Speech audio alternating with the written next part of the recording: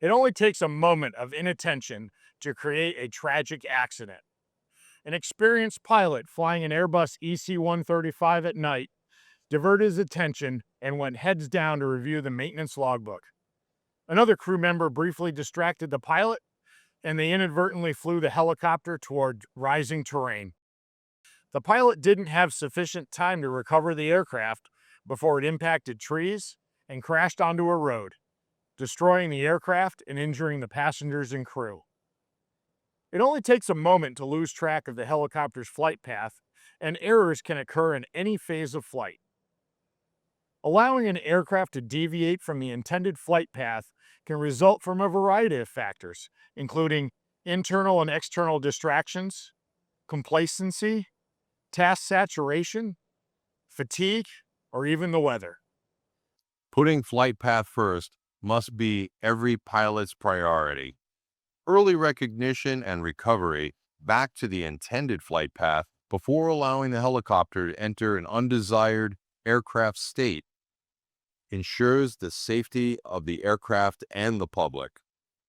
On this episode of the Rotorcraft Collective, we discuss flight path management and what it takes to stay ahead of the aircraft with flight path first.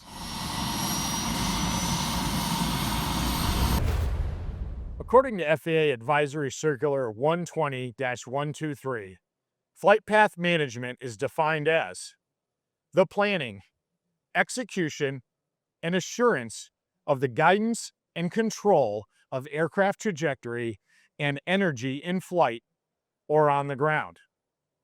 But this isn't just about your current position on a moving map. It's about where the helicopter is headed and how the crew controls and monitors its path. That includes visual or instrument guidance with either manual or automated flight controls. And critically, what the crew is doing to verify the aircraft remains on the intended flight path. Ensuring the aircraft is on a safe and correct flight path is the highest priority for all pilots. That's the core of flight path first. Manual flight operations are the foundation upon which other technical flying skills are built and must be maintained, even when automation is available.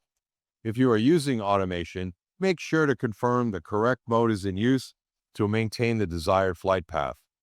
Accidents have been attributed to pilots incorrectly assuming a different autopilot mode was engaged. Select, then verify. AC 120-123 identifies specific situations where loss of control is likely and where training should focus.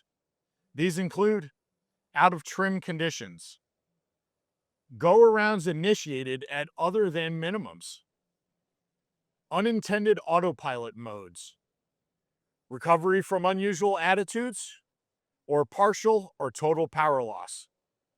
Standard operating and emergency procedures are important, but training should not just focus on details at the expense of the big picture. Recognize the risks, train for the unexpected, stay ahead of the aircraft, and always put your flight path first. Thanks for watching the Rotorcraft Collective. Fly safe and stay the course. For the FAA and the U.S. Helicopter Safety Team, I'm Rob Reckert.